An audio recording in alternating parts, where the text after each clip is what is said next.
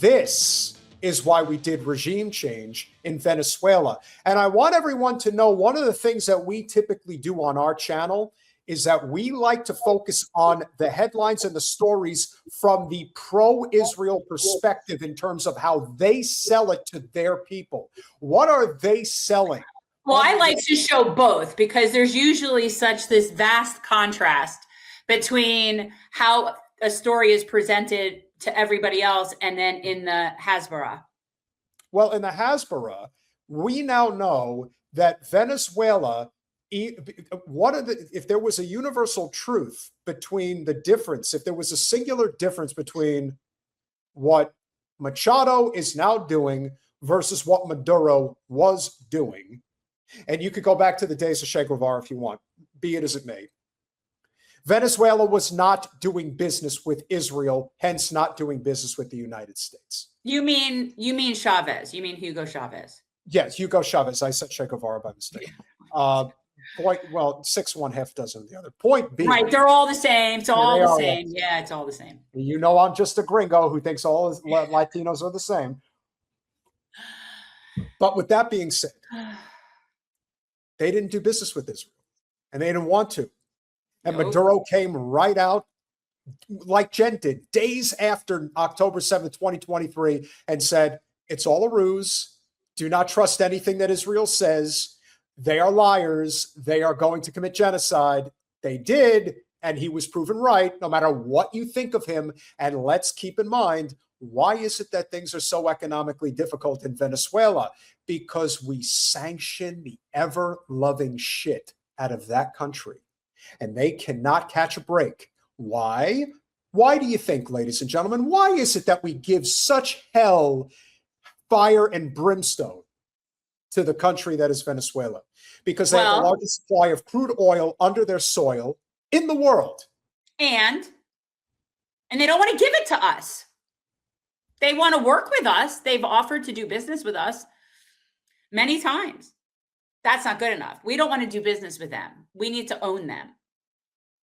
Because that's the only way to maximize profits for American oil companies. If they give benefits to their people, that means that our companies can't screw over their people to benefit their shareholders. Correct. So this is what we're dealing with. If they just do business with them, then those oligarchs would have to pay a fair price. And they wouldn't be able to make, like a 3,000% profit. So we can't have that. Venezuela sends first oil shipment to Israel in years in sign of relations improving, according to Bloomberg. Is that Bloomberg the publication or Bloomberg the person? No. Either way, it's wrong. The publication. Israel's Bazan Group will be responsible for transporting the cargo, according to the report, although authorities have not publicly disclosed this. Here's my question. How do the Venezuelan people feel about this? What's their opinion?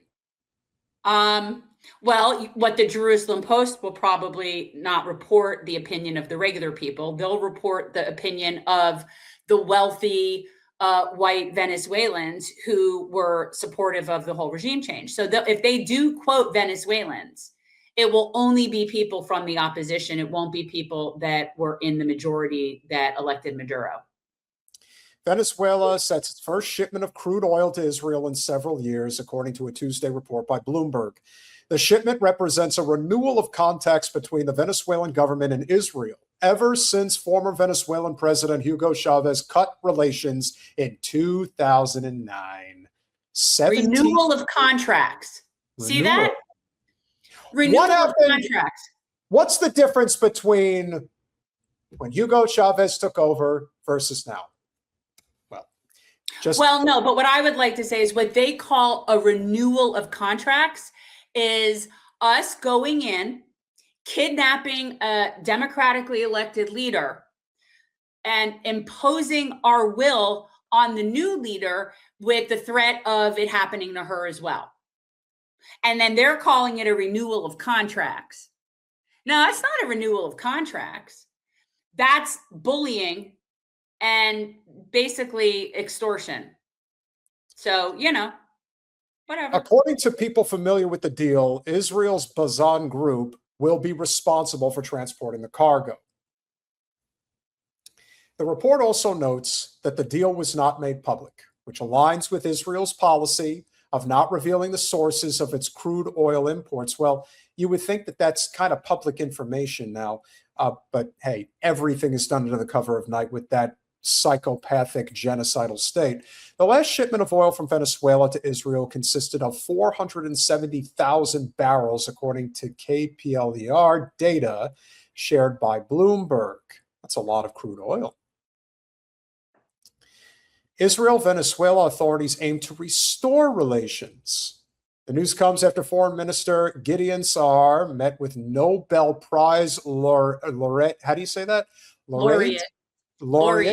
Laureate and Venezuelan opposition leader Maria Corina Machado on February 4th. Maria Corina Machado is a courageous woman, and her struggle is a source of inspiration to many in Venezuela and beyond.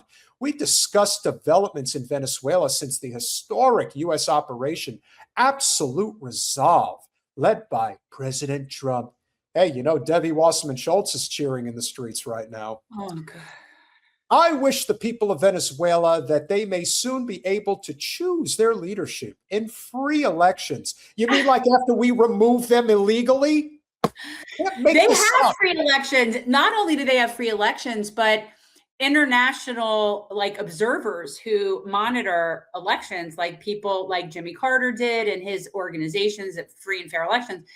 The Venezuelan electoral system is more fair than ours in terms of that the will of the populace is more likely represented in the decisions. Whereas here we know that it's not. We know that the will of the people is not represented in our results of our elections. So they actually have more fair elections than we do. That's what's and we're sanctioning them. And didn't Jimmy Carter verify that Maduro was democratically elected? Absolutely, he was democratically elected. The majority of people in Venezuela like him.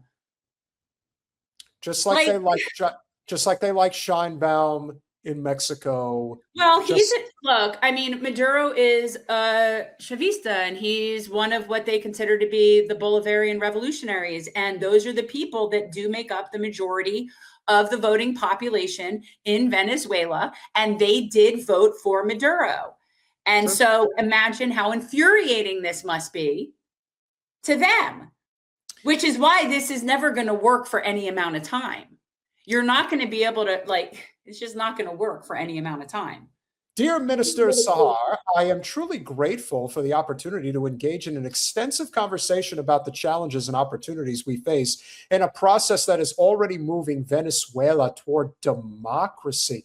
I tell you, that word doesn't mean shit anymore, does it? No. Our country will be a reliable and stable partner for the world's democracies and will offer major opportunities for investment and exchange. Venezuela's reintegration into the democratic world will also allow us to build global alliances in the face of those who threaten our security. Let me ask you this. Who in the flying fuck in the global economy wants to do business with these people? That's my question. Who is lining up to do business with a country that if you don't go along with what the corporate special interests want, we will simply remove you or assassinate you, and then we'll force you to put in a puppet president like Maria Machado? Tell me I'm wrong. Well, this is how this is going, but the rest of the world is, I think that we're seeing things changing. We don't see it as much here because it doesn't get the coverage, but the rest of the world is really sick of our shit. They are. They're sick of our shit. And yeah, it does appear that for now, Venezuela seems like it's bullied into complying with the empire in terms of doing business with the Geno state. Okay.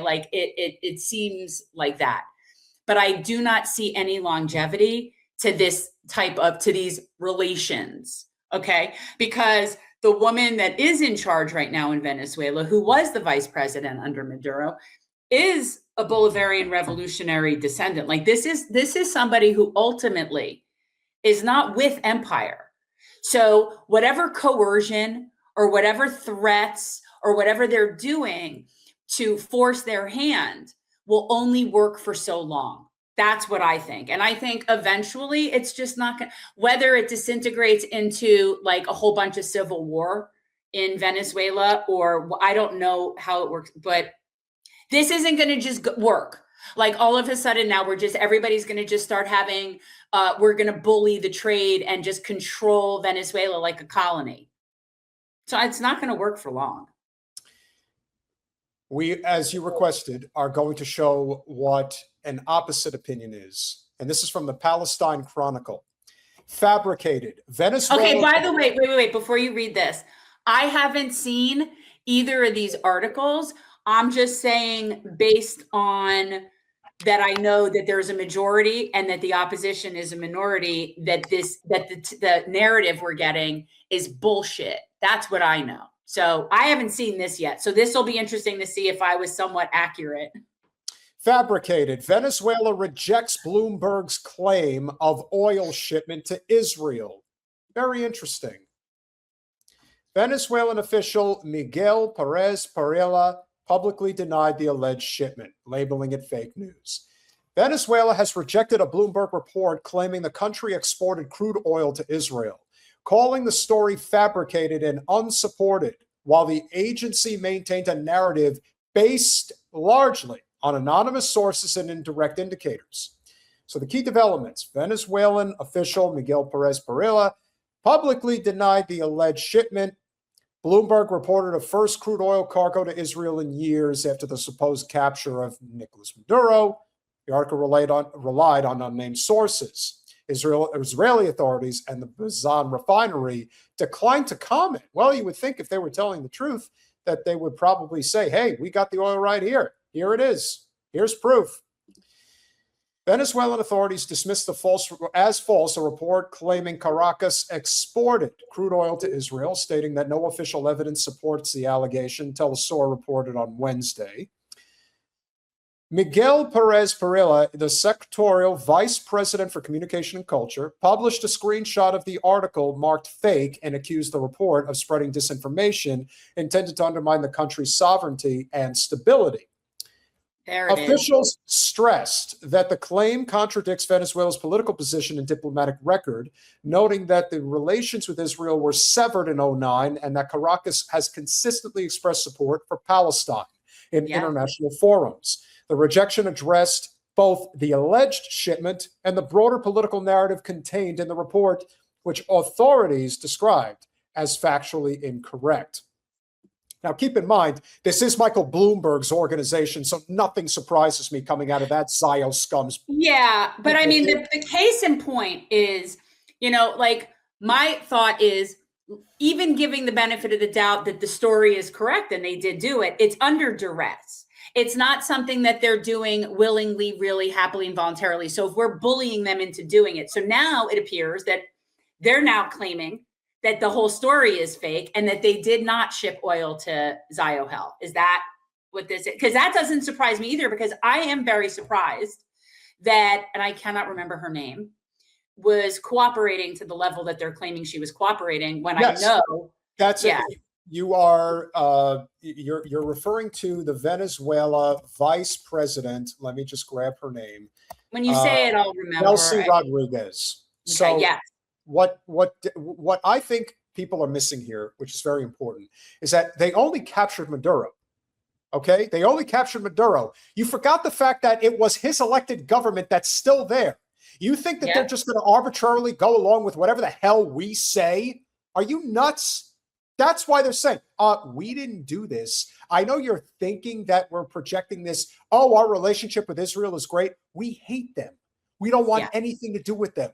And if that means more bloodshed, so be it. We are not giving in to your demands. So as Bloomberg, you see the psyop, though, right? The whole psyop is so Trump and his goons get some amount of like credibility, or they've achieved something by removing Maduro. And so now all they have to do is wag the dog and pretend that they actually achieved something strategic, which would be Israel being able to do business with Venezuela. So they made that portion up. So this is all this is the operation that we're dealing with here. And now it's not even, so it's all absurd. So I'm glad to hear it. I'm glad to hear that they didn't do it, and that it's not that she's being bullied or coerced or whatever. Bloomberg reported on Tuesday that Venezuela was sending its first crude shipment to Israel in years, allegedly destined for the Bazan Group refinery, Israel's largest oil processor. According to the agency, the information came from people with knowledge of the deal who requested anonymity because that matter was not public. The shipment would mark the first such cargo since 2020. The report also claimed that oil trade routes shifted after what is described as the capture of President Maduro by U.S. forces and Washington's takeover of Venezuelan oil sales, an assertion Venezuelan officials rejected outright. Bloomberg added that Israel does not disclose crude suppliers and that tankers sometimes disappear from digital tracking systems near its ports. What do they end up in the Bermuda Triangle? Neither the Israeli Energy Ministry nor the refinery commented. So that, yeah, none of this is surprising. Anonymous sources, a central element of the report, relied on unidentified individuals familiar with the supposed agreement. The agency also referenced maritime tracking gaps and past data from an energy analytics firm, Kepler, as support its claim.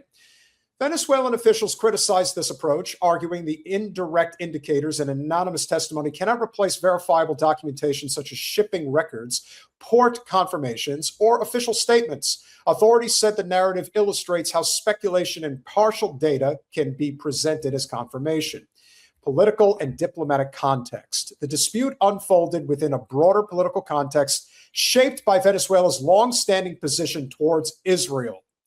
Caracas cut diplomatic ties in 2009 following Israel's military operation in Gaza. I thought everything started after October 7, 2023. Again, I was told wrong. And has repeatedly declared support for Palestinian rights. Venezuelan leaders have consistently condemned Israeli military actions and framed their foreign policy as aligned with global South solidarity movements. Officials therefore argued that claims of an oil shipment contradict both declared policy and diplomatic practice. That's what I would have, that's what made most sense to me, which is why I was like, if they did that, it was not free will.